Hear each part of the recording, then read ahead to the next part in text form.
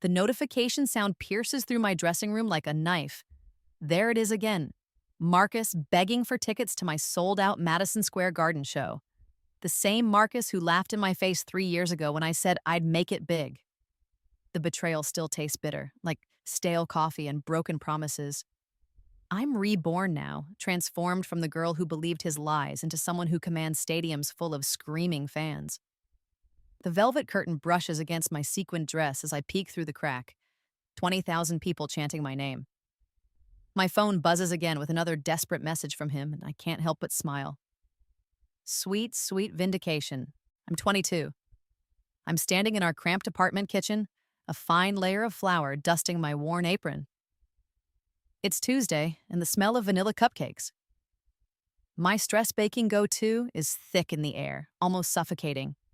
I've been at it all day, a whirlwind of butter, sugar, and rising anxiety, waiting for Marcus to get home from from whatever he does on a Tuesday afternoon. He calls it networking.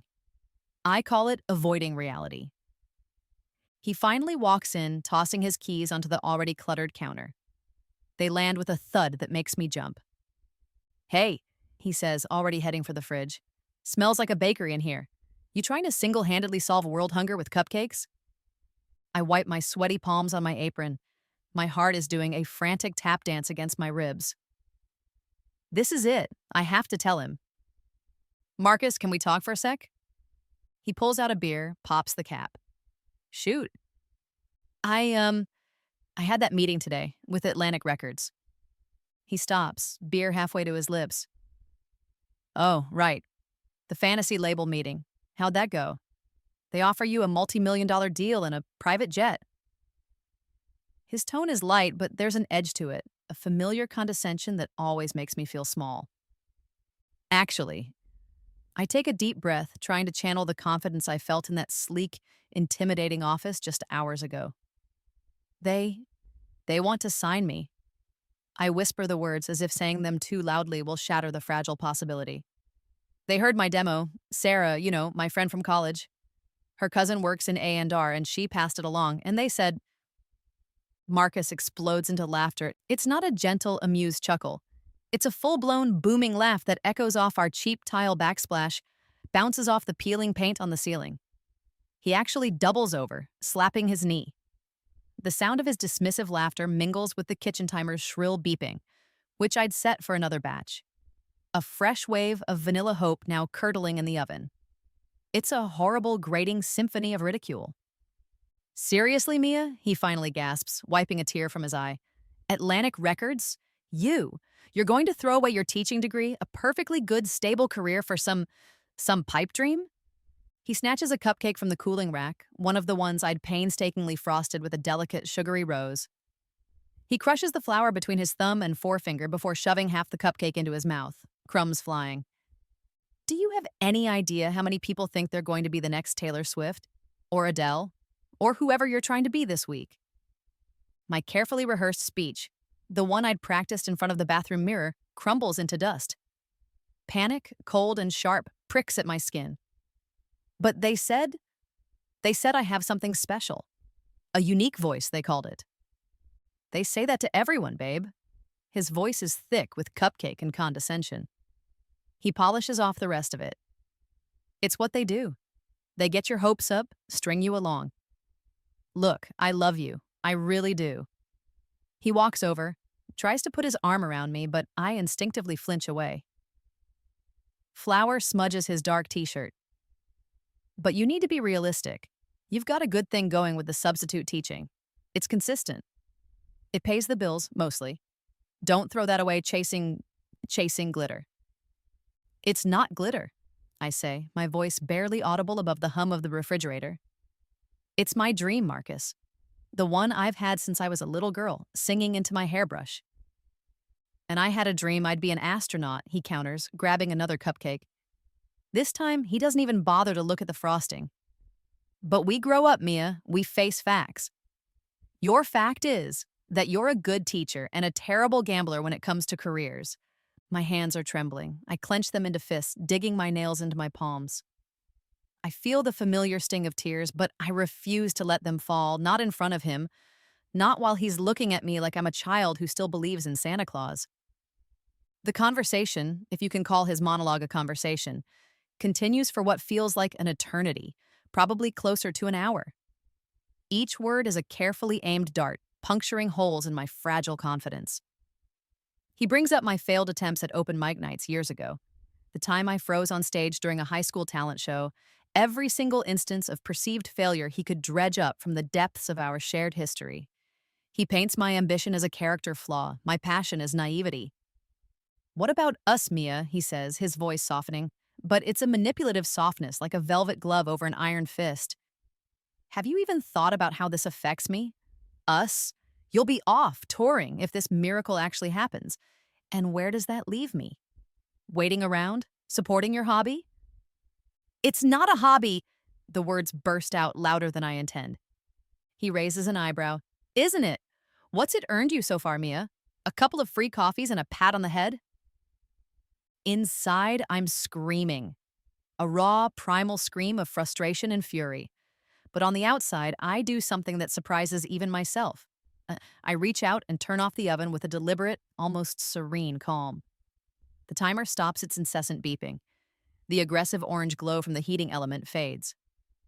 "What are you doing?" he asks, momentarily thrown off his rhythm. "The cupcakes," I say, my voice flat. "They're probably burnt by now anyway." He scoffs. "Always the drama, Mia. Always." By the end of his lecture, I'm hollowed out. I'm questioning everything. My talent, which he's just systematically dismantled. My dreams, which he's painted as childish delusions. My very worth, which seems to be tied to how well I conform to his idea of a sensible life. The remaining cupcakes sit forgotten on the counter, their once bright frosting now dull and unappetizing. Their sweetness has turned sour in my mouth, a metaphor for everything I feel. He goes to bed early, sated by his verbal victory, leaving me alone in the wreckage of the kitchen and my aspirations. Later, as he sleeps peacefully beside me, his breathing even and untroubled, I stare at the contract offer glowing on my phone screen. It's a beacon in the darkness, a lifeline. But his words, his laughter, they're like anchors dragging me down. My finger hovers over the delete button. One tap and it's all gone. The dream, the hope, the potential for a different life. One tap and I can go back to being sensible Mia, the substitute teacher with a charmingly dismissive boyfriend. The screen seems to burn into my retinas. Delete or dare. I didn't delete the email. The glowing words of the Atlantic Records contract seem to pulse with a life of their own, a defiant rhythm against the heavy silence of Marcus's disapproval. For days, I lived a double life.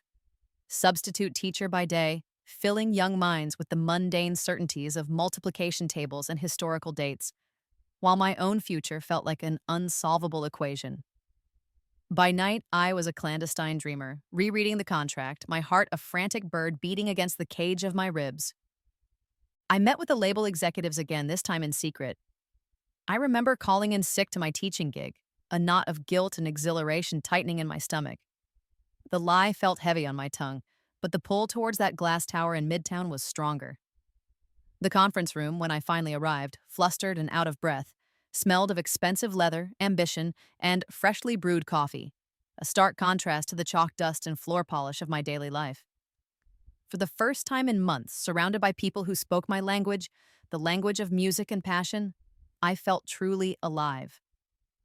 Mr. Henderson, the AANDR executive who'd championed my demo, a man with kind eyes and a shark smile, slid the thick vellum contract across the polished mahogany table. It was an expanse of dark wood that seemed to stretch for miles. "We see real potential, Mia," he said, his voice a low rumble that vibrated with conviction. "Genuine star quality. But we need to know you're committed. All in. This industry, it doesn't just ask for your time, it demands everything. Your heart, your soul, your Sunday mornings." He paused, his gaze unwavering. "Are you ready to give it everything?" The scratch of the pen as I signed my name on the dotted line felt like I was carving my destiny into stone. Each loop and stroke was an act of defiance, a declaration of independence from the life Marcus had mapped out for me. It was terrifying and thrilling, like stepping off a cliff, hoping I'd grow wings on the way down. Telling Marcus was an explosion. I waited until a Saturday, thinking a weekend buffer might soften the blow. I was wrong. When the words "I signed the contract" left my lips, his face went from disbelief to a dark, thunderous rage I'd never witnessed. It wasn't just laughter this time, it was a tempest. Plates, our mismatched, chipped wedding gifts, shattered against the kitchen wall, a Picasso of porcelain and fury. The downstairs neighbors banged on the ceiling, a rhythmic protest to our domestic war. And through it all, through the shouting and the shards of our broken life, he kept repeating the same crushing words, a mantra of negativity. "You're making the biggest mistake of your life, Mia. The biggest goddamn mistake." "Maybe," I said, my voice surprisingly steady, a small, clear flame in the hurricane of his anger. "But it's my mistake to make." That sentence, simple as it was, felt like the truest thing I'd ever said. When I packed my guitar first. My battered acoustic, covered in stickers from coffee shops and dreams, was the first thing I carefully placed in its case. I left the photos of us on the nightstand. I left the hideous lamp his mother had given us. I left everything else behind as a statement. I was choosing my music, my future, over the suffocating comfort of our shared past. The months that followed were brutal. Utterly, soul-crushingly brutal. Marcus, true to form, didn't go quietly into the night of our breakup. He launched a smear campaign. He spread rumors about my sudden breakdown and irresponsible flight of fancy to our mutual friends, painting himself as the long-suffering, supportive partner I'd callously abandoned. His passive-aggressive social media updates were masterpieces of manipulation. Vague posts about the importance of supporting your partner's realistic goals, and the heartbreak of watching someone you love chase illusions. Each one was a tiny public stab. The industry, I soon discovered, was just as merciless, if not more so. The initial excitement of the record deal quickly gave way to the harsh realities of the music business. There were endless rejections from radio stations who deemed my sound too niche or not commercial enough. Producers who wanted to change everything about me, my lyrics, my melodies, even the way I dressed, trying to mold me into some pre-packaged pop princess I didn't recognize. Songwriting sessions that felt more like interrogations, where my most personal expressions were dissected and deemed not catchy enough. I played countless gigs in dimly lit, half-empty venues that treated me like background noise, my voice swallowed by the clatter of glasses and indifferent chatter. Late-night diner coffee, lukewarm and bitter, became my constant companion, tasting like liquid desperation as I scribbled song ideas on flimsy paper napkins, the only paper I could afford. I was broke, exhausted, and profoundly lonely. The bright promise of that leather-scented office felt a million miles away. There were nights, many of them, when Marcus's laughter, his pronouncements of my inevitable failure, echoed in my tiny, rented room. Doubt, like a persistent shadow, clung to me. Had he been right? Was I just another deluded wannabe destined for a footnote in the annals of obscurity? But something was shifting inside me, slowly, almost imperceptibly at first. Each no, each rejection, instead of breaking me, began to harden my resolve. Each dismissive glance from a record exec, each condescending comment from a sound guy, sharpened my focus, fueled my anger, and channeled itself into my music. My songs became rawer, angrier, more defiant. I was evolving, shedding the skin of the girl who constantly sought approval, the girl who allowed her dreams to be belittled. A new woman was emerging, one who was learning to demand respect, to trust her own voice above the cacophony of doubters. The fire Marcus had tried to extinguish was, ironically, being fanned into a blaze by the very industry that seemed determined to chew me up and spit me out. Then, 18 months into this grueling odyssey, 18 months of ramen noodles, rejection slips, and relentless self-doubt, everything changed. It changed with one shaky, unedited video, filmed on my cheap smartphone, uploaded to TikTok in a moment of late-night, what-the-hell desperation. I'm sitting on the floor of my studio apartment, a tiny box in a city that felt like it was trying to swallow me whole. My trusty guitar is propped against the sputtering radiator, the one that never quite manages to chase the chill from the room. It clanks rhythmically, a metallic, offbeat percussion, like applause from a ghost audience only I can hear. Rain streaks down the grimy window pane, blurring the city lights into a melancholy watercolor. It's 3 in the morning, that desolate hour when hope feels furthest away. I've just finished writing a new song. It poured out of me, raw and unfiltered, a direct line from my aching heart to my fingertips. It's about betrayal, yes, but it's also about resilience, about rising from the ashes of a failed relationship and a nearly shattered dream. I call it Phoenix Rising. There's no fancy production, no band, just me and my guitar, my voice cracking with emotion in a few places. It's honest, maybe too honest. On a whim, fueled by exhaustion and a reckless indifference that only comes from having nothing left to lose, I decide to post it. My fingers, smudged with ink from scribbling lyrics, shake as I navigate the TikTok interface. I hit share. The screen's cool blue glow reflects off the rain-streaked window, a tiny island of light in the overwhelming darkness. I don't expect anything. Maybe a few pity likes from Sarah, a confused emoji from my mom.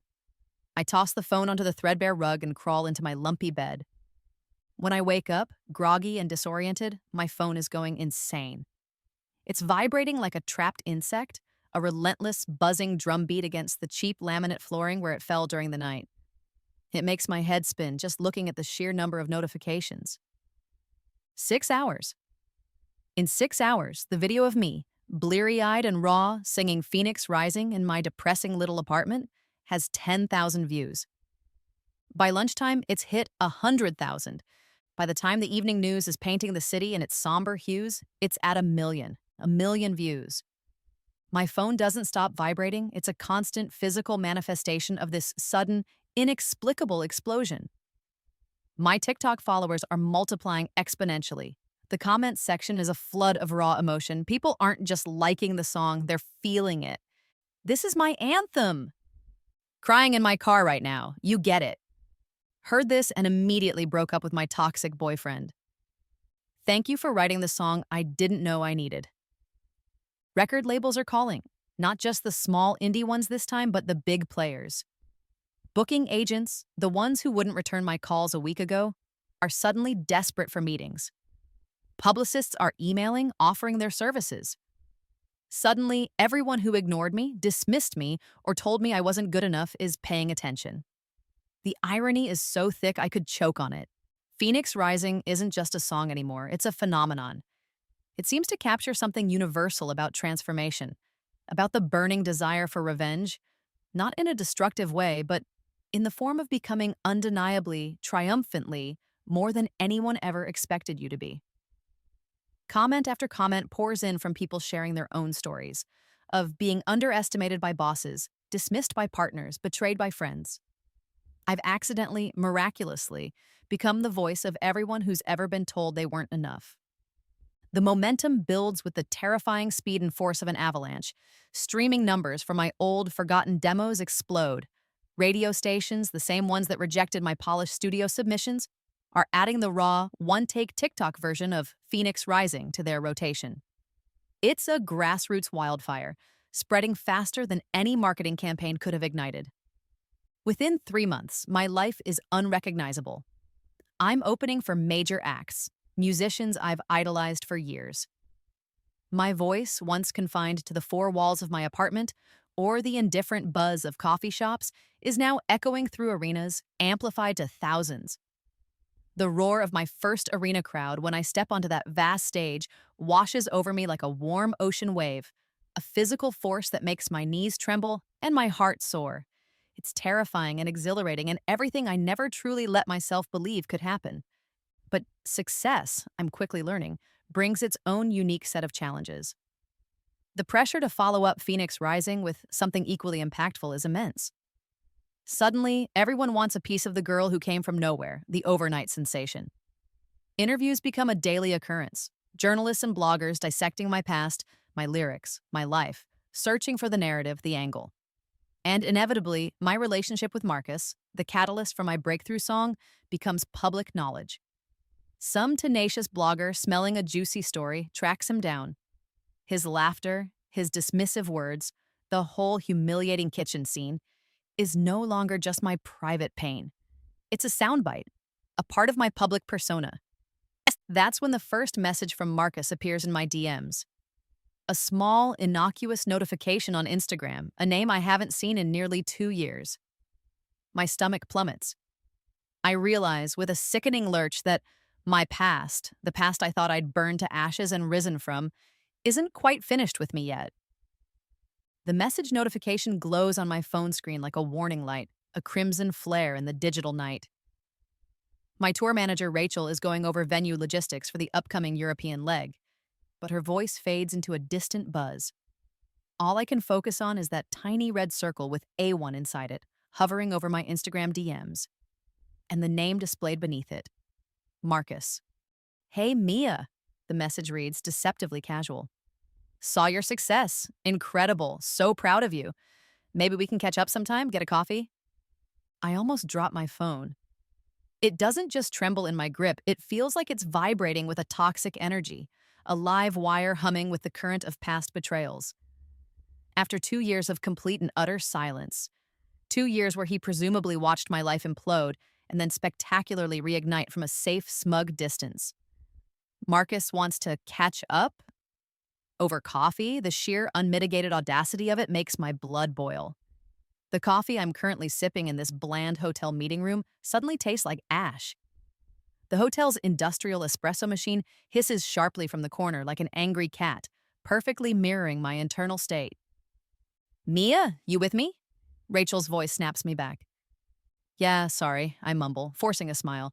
Just a notification. I quickly screenshot the message and send it to Sarah. Her reply is instantaneous, a string of eye-roll emojis so long it practically scrolls off my screen, followed by a blunt, block him! That ship hasn't just sailed, sweetie. It's crashed, burned, and sunk to the bottom of the Marianas Trench. Sarah's right, of course. Logically, I know she is. Blocking him is the sensible, self-protective thing to do. But I don't. Curiosity, a perverse and unwelcome tendril, keeps my finger from hitting that button. Instead, I watch, and his messages, like a digital virus, begin to multiply. At first, they maintain that veneer of casual, supportive X. Heard Phoenix Rising on the radio today. They're playing it everywhere. So cool to think I knew you when... Knew me when? When I was baking stress cupcakes and you were systematically dismantling my self-esteem?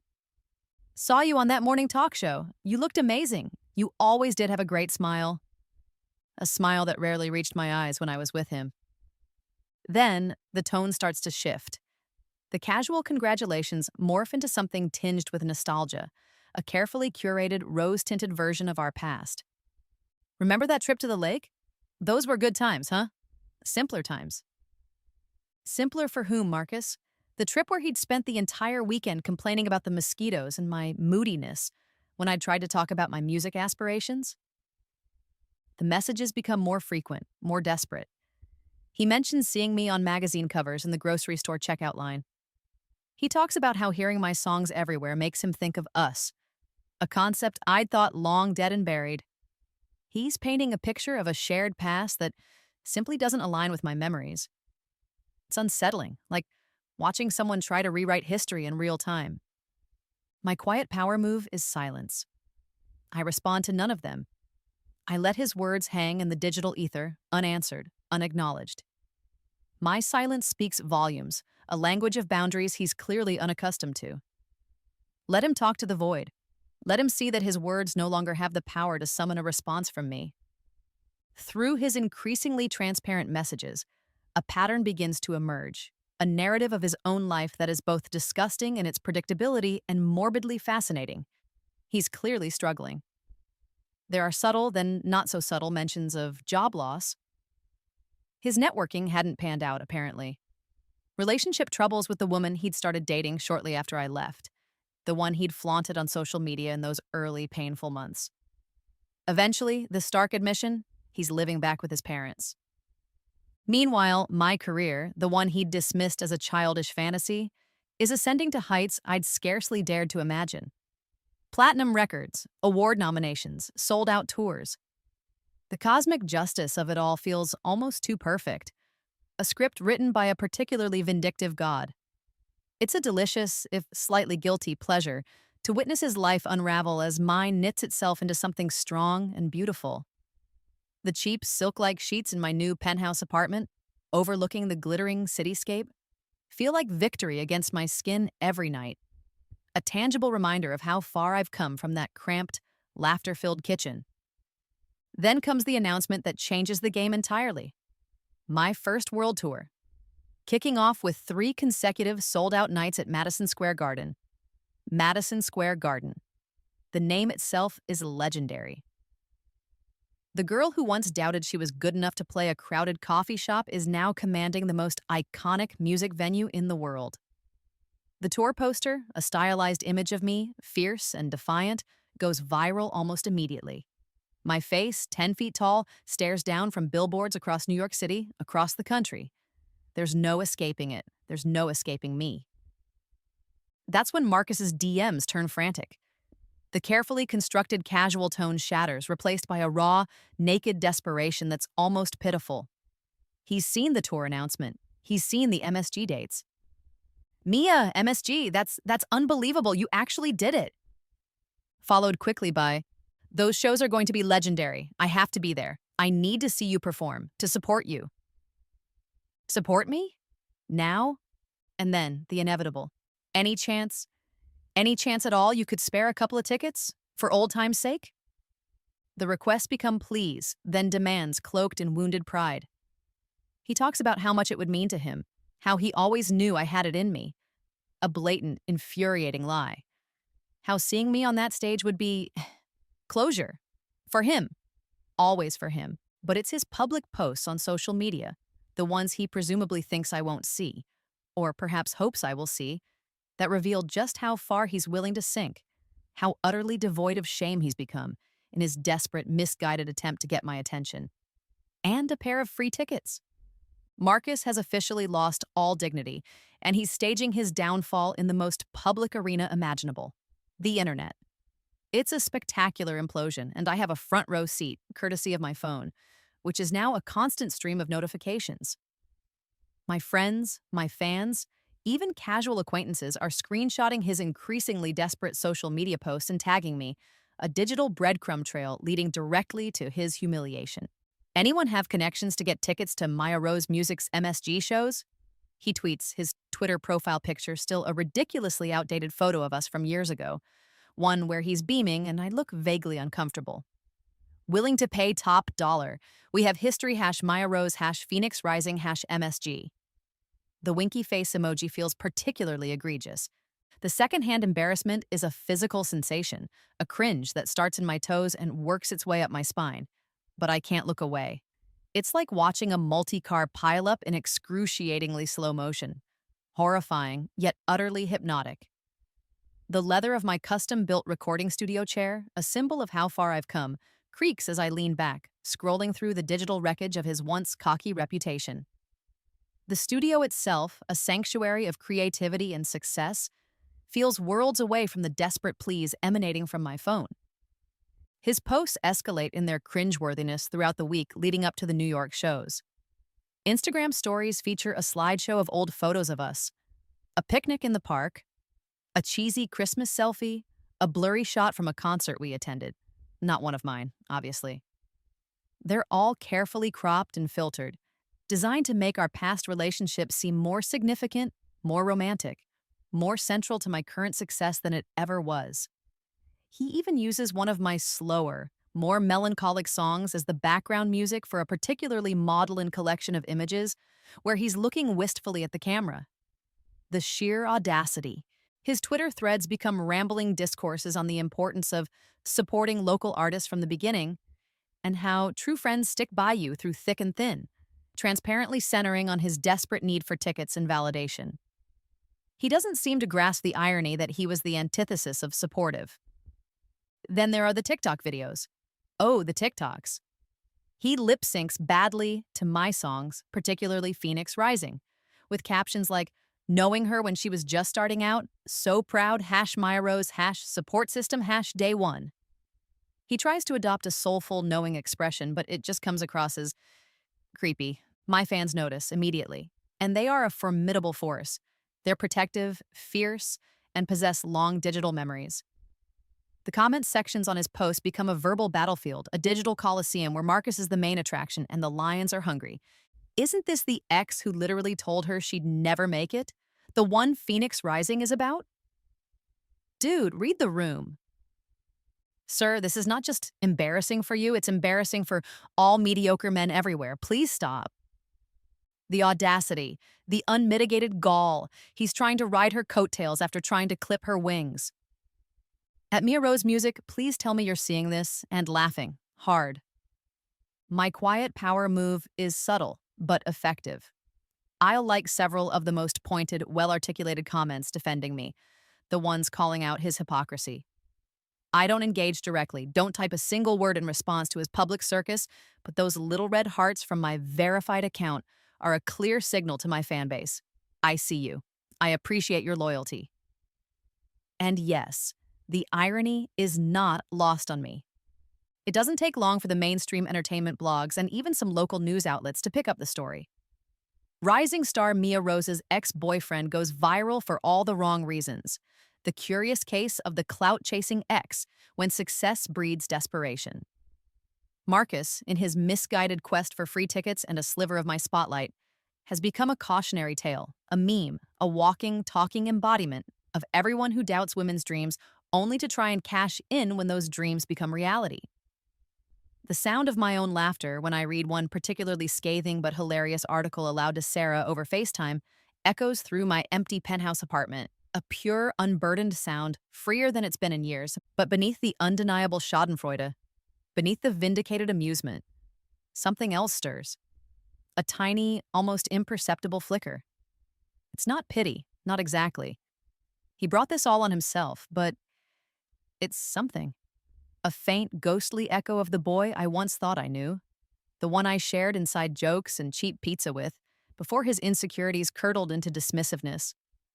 Part of me, a small, well-hidden part that I'm not proud of but can't entirely suppress, feels an uncomfortable pang watching someone so thoroughly self-destruct. Not enough to reach out, not enough to offer a lifeline, certainly not enough to give him tickets. But enough to remember that human hearts are complicated, messy things, even the ones that have caused you profound pain. Enough to make the victory feel a little less sweet, a little more gray.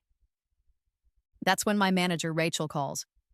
Her voice is usually brisk, all business, but today it's different. There's a note of caution, of something unexpected. Mia, we need to talk about Marcus. I sigh, bracing myself for the latest installment of his public begging. What's he done now? Chained himself to the doors of MSG? No, Mia, Rachel says, and her tone drops, becoming serious, almost somber. It's not about that. There's something else, something you need to know. It makes this whole situation infinitely more complicated. There's something you need to know about Marcus, Rachel says, her voice tight with a concern that feels uncharacteristic for my usually unflappable manager. I'm in my hotel suite, the New York City skyline sparkling like a cruel taunt below my floor-to-ceiling windows. The sheer scale of it, the millions of lives playing out, usually invigorates me. But her words somehow dim the view, casting a shadow over the glittering expanse. What now? I sigh, sinking into a plush velvet armchair that probably cost more than my first year's rent. Did he hire a skywriter to beg for tickets above Times Square? Stage a one-man protest concert outside my hotel? I wouldn't put anything past him at this point. No, Mia, he's sick. Really sick. The words hit me with the force of a physical blow, a sucker punch to the gut that steals my breath. Cold water, shockingly icy, seems to douse the smug little fire of vindication that had been warming me. My phone, clutched in my hand, suddenly feels slippery, slick with a sweat I hadn't realized was there. The distant ambient sound of city traffic, the honking horns and distant sirens that are the constant soundtrack to New York, suddenly rushes into my ears, becoming a roaring river, loud and disorienting. Sick? I echo, the word feeling foreign and unreal on my tongue. What do you mean, sick?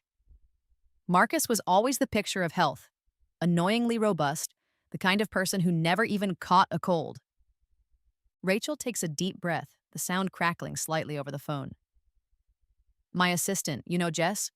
She has some mutual friends with Marcus from way back, from his hometown. Small world. Anyway, word got back to her. Mia, he's been battling cancer. For about 8 months now. Cancer. The word hangs in the air between us, heavy and suffocating. Marcus, cancer. The two concepts refuse to connect in my brain. Rachel continues, her voice softer now, gentler. Aggressive kind, apparently. He's been in and out of treatment. Explains a lot, doesn't it? The job loss he mentioned in those DMs, the moving back home with his parents even the desperate social media posts. Maybe they're not just about wanting tickets, Mia. Maybe they're about something else, someone facing their own mortality, wanting to witness something, some kind of success from someone they once knew. I slump further into the velvet armchair, my mind reeling, trying to process this new, unwelcome layer of information. The carefully constructed narrative I'd built, the villainous ex, justly punished by fate and his own foolishness, begging for scraps from my table of success, shatters into a million confusing pieces. That doesn't excuse what he did to you, Mia, Rachel says quickly, as if sensing my internal turmoil. It doesn't excuse his cruelty, his lack of support, any of it. But I thought you should know the full picture, especially with the MSG shows starting tomorrow night. The full picture. It's a picture I didn't ask for, didn't want to see. My quiet power move now feels less like quiet power and more like deliberate ignorance. I ask Rachel to discreetly find out more, to send me any information she can. Not to invade his privacy, not really, but to understand the timeline, to make sense of this jarring new reality. The articles and social media breadcrumbs, when viewed through this new lens, paint a different story. His hollow cheeks in some of the more recent photos I'd scrolled past with a smirk. I'd attributed it to stress, to the consequences of his own bad decisions. The noticeable weight loss he'd tried to hide under baggy sweatshirts and those awful TikToks. The desperate, almost manic energy of his posts. It wasn't just a clout chaser. It was someone fighting for time, fighting for everything. The silk of my designer dress, laid out on the bed for a pre-show fitting, suddenly feels suffocating against my skin. Guilt, unwelcome and acrid, wars with the still simmering anger in my chest. He crushed my dreams when I was at my most vulnerable, when his support could have meant everything. His illness, however tragic, doesn't retroactively justify his cruelty. It doesn't erase the laughter, the dismissiveness, the deliberate attempts to make me feel small. And yet, the black and white narrative I've been living in, the one that fueled Phoenix Rising and my entire ascent, is suddenly, uncomfortably, filled with shades of gray I didn't want to acknowledge. It was easier when he was just the villain. It was cleaner. My phone buzzes on the table beside me. Another DM from Marcus. I almost ignore it, but some morbid compulsion makes me open it. Mia, I know this is a lot to ask. And I know I don't deserve anything from you, not a damn thing. After how I treated you, there are no excuses. I was an idiot. A cruel, insecure idiot. I just want to see you succeed in person, to witness it, to know that I was so spectacularly wrong about you and you were everything you always said you'd be. Maybe even more. This isn't about getting back with you or riding your coattails or any of that. It's just a dying man's wish, I guess. Pathetic, huh? A dying man's wish. I stare at the message, the words blurring. Tomorrow night is Madison Square Garden. Sold out. The culmination of everything. And now this. I have less than 48 hours to decide what kind of person I am, what kind of person I want to be in the face of this complicated, heartbreaking mess. The roar of the imagined crowd suddenly sounds very, very distant. I don't sleep that night. Not a wink. Instead, I pace the length of my sprawling penthouse suite like a caged panther, my bare feet silent on the cold, unforgiving marble floors. The city, that glittering beast outside my window, never sleeps either. Its myriad lights twinkling like a million unsympathetic eyes, each one a judgment call from a stranger who only knows the carefully curated version of Mia Rose. They don't know the girl who baked stress cupcakes and swallowed her dreams because the boy she loved told her they were foolish. What would that girl do? The old Mia? She would have dissolved into a puddle of guilt and misplaced empathy. She would have FedExed those tickets immediately, probably with a handwritten apology note for taking so long to respond, for not intuitively knowing about his suffering. She would have blamed herself somehow. But I'm not her anymore. I can't be. That Mia was dismantled piece by piece in a cramped kitchen filled with the scent of vanilla and condescension. I'm harder now, forged in the fiery crucible of public rejection and private betrayal. I've learned the hard way that kindness can be mistaken for weakness, that some people only value what they can no longer have, or what they perceive as benefiting them. The marble feels like ice beneath my feet, grounding me in this new, colder reality I've painstakingly built around myself. It's a fortress, but tonight it feels more like a prison cell. At 3 a.m., the hour of ghosts and bad decisions, I call Sarah. I know she'll answer. Best friends operate on a different temporal plane during crisis moments. It's an unwritten rule. Her voice is groggy, thick with sleep, but she's instantly alert when she hears me. Mia, what's wrong? Is it Marcus? Did he actually show up at your hotel? Worse, I say, my voice flat, devoid of the triumph it held just days ago. I recount Rachel's call, the cancer diagnosis, the dying man's wish DM. Silence on her end for a long moment. Then, a sigh. Oh, Mia, that's horrible. For him, I mean. And for you to have this dumped on you right before MSG. Give me one good reason I should help him, Sarah, I say, the words coming out harsher than I intend. One good reason why I should give him the satisfaction, the redemption he clearly doesn't deserve. Because you're not him, she replies instantly, her voice clear and steady, cutting through my turmoil. Because being better isn't just about being more successful or more famous. It's about being a better person. He was cruel to you, yes. He was an ass of monumental proportions. But Mia, he's dying. Does letting him see your show, a show that, ironically, he helped inspire, actually hurt you? Or does it just prove you're capable of a grace he never showed you? Her words hang in the air, grace, compassion. Words that felt easy when applied to strangers, to charitable causes, but felt impossibly complicated when it came to Marcus. My quiet power move, the one I've been wielding for weeks, has been silence, detachment. But now, that feels less like power and more like avoidance. I hang up the phone without responding to Sarah, not out of anger, but because this is a decision I have to reach entirely alone in the silent, echoing chambers of my own conscience. Dawn begins to bleed over the Manhattan skyline, painting the steel and glass in hues of soft rose and pale gold. The city that never sleeps is stirring, preparing for another day of relentless ambition. And as the light filters into my room, illuminating the opulent trappings of my success, I finally understand what I need to do. This isn't about Marcus, not really. His illness, his regrets, his desperate pleas, they are his burden to bear. This isn't even entirely about me, or about exacting some final satisfying revenge.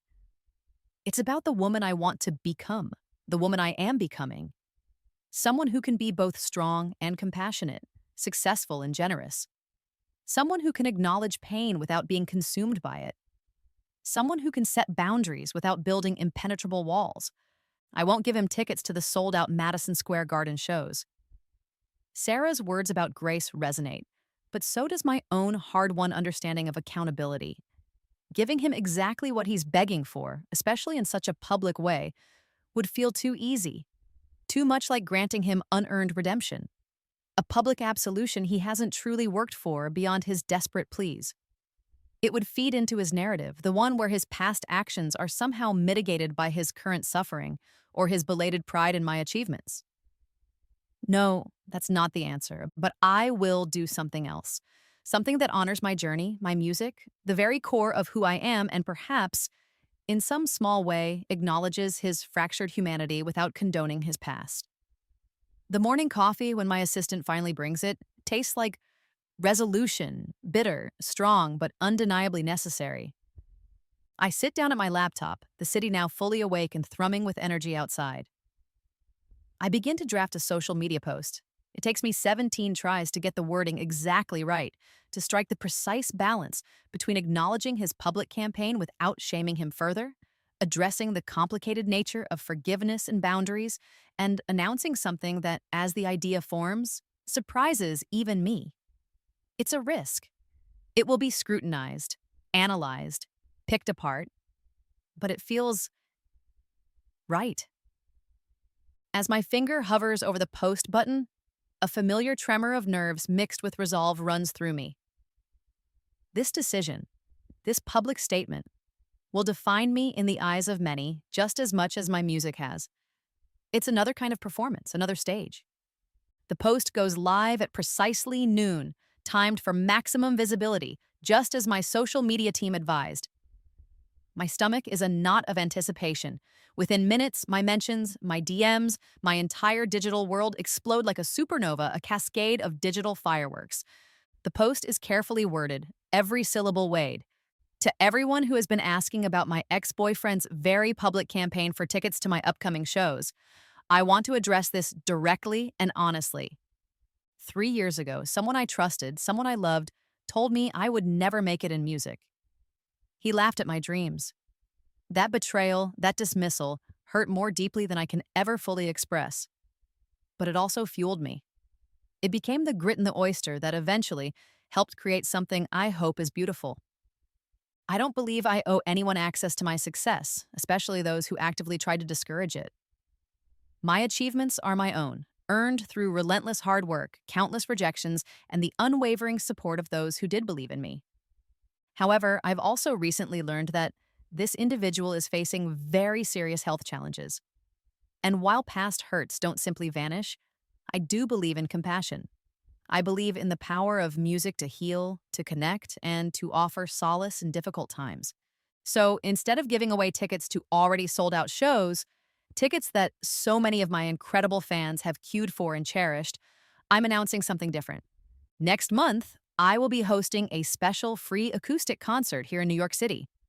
This concert will be for anyone currently battling serious illness, along with their caregivers and families. All voluntary proceeds and donations from this event will go directly to cancer research charities, and that's how we turn pain into purpose. That's how we rise. Thank you for understanding. See you on the road. Mia. The notification sounds from my phone and laptop create a symphony of validation, a tidal wave of engagement that is almost overwhelming. The response is immediate and largely incredibly positive. My fan base, my incredible phoenixes, as they've started calling themselves, explodes with support. This is how you handle it: class, grace, and strength. Mia Rose is the queen.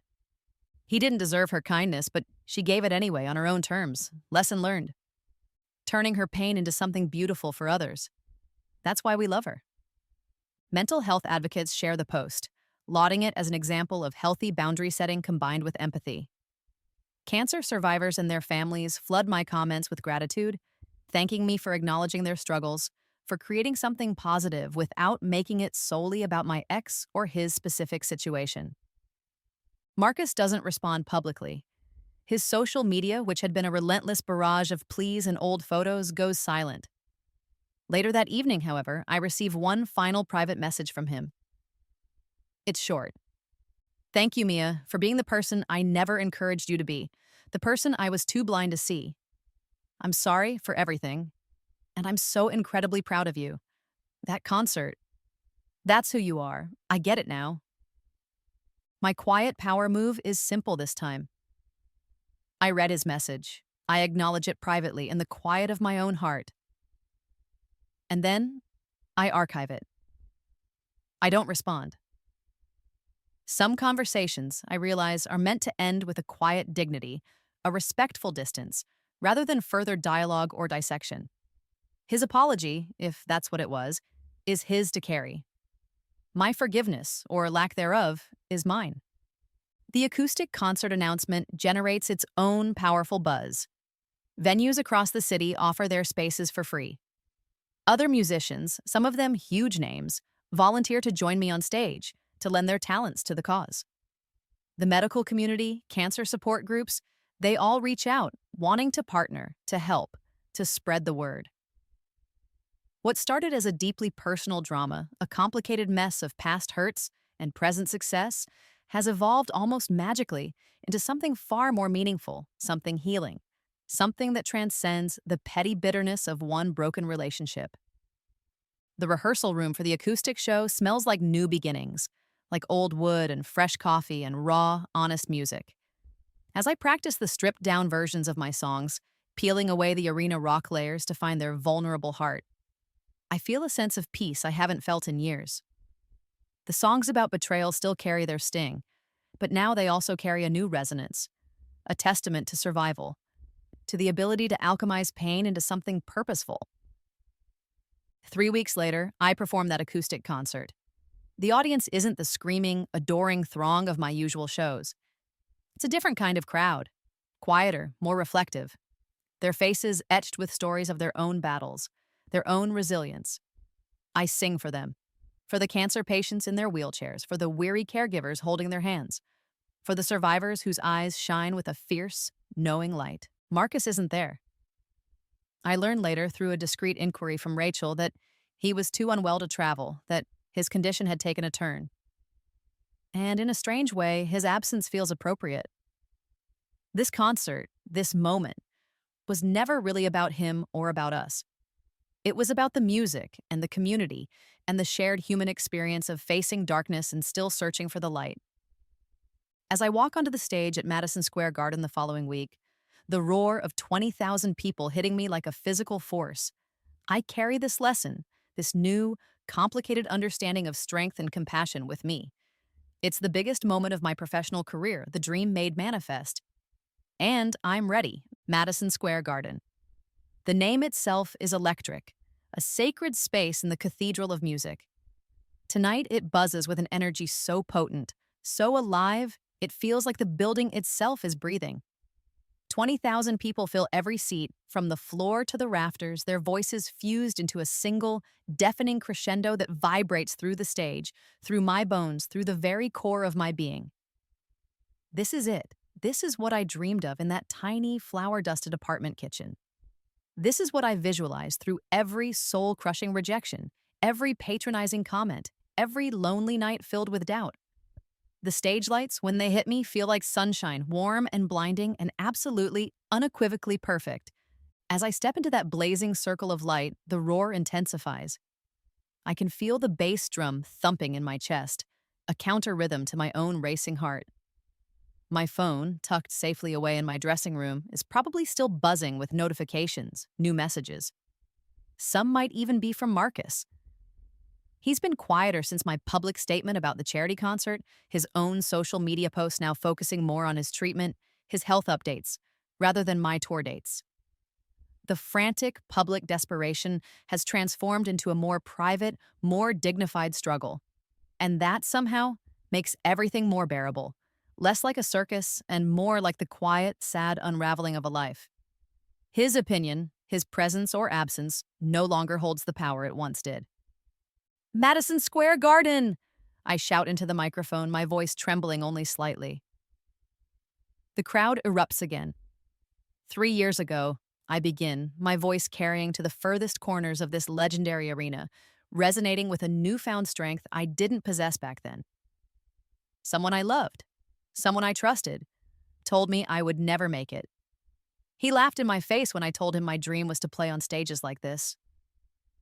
A wave of sympathetic oohs and a few angry shouts ripple through the audience.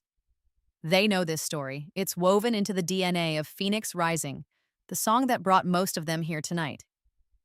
Tonight, I continue, a genuine smile spreading across my face, a smile that reaches my eyes and touches every single person in this vast space. I want to thank that person. A surprised murmur runs through the crowd, because sometimes, I say, my voice ringing with conviction, the people who doubt us the most, the ones who try to tear us down, give us the greatest gift of all, the unshakable, undeniable, fierce determination to prove them wrong. The arena explodes. The sound is deafening, a tidal wave of applause, cheers, stomping feet. It's a roar of shared experience, of collective triumph. Because everyone in this room, in some way, has a Marcus in their story. Everyone has faced a voice, internal or external, that said they weren't good enough, smart enough, talented enough, brave enough. And tonight, in this moment, we are all proving those voices wrong, together. My quiet power move, the one that truly matters now, is to dedicate my biggest hit, the song that started it all, Phoenix Rising. Not to him, not to the memory of him, but to everyone out there who's ever been underestimated, who's ever been told no, who's ever had a door slammed in their face. This is for you. This is for us. As the opening chords of the song fill the arena, a sea of phone lights ignites, transforming the massive space into a galaxy of tiny, twinkling stars. And as I sing the lyrics born from such specific, personal pain, they feel different tonight. They're no longer just my story, they're our story. They're an anthem of resilience, a declaration of collective strength. The concert is a blur of energy, emotion, and pure, unadulterated joy. I pour every ounce of myself into every note, every song. The band is on fire. The crowd sings along to every word, their voices blending with mine, creating something sacred, something unforgettable.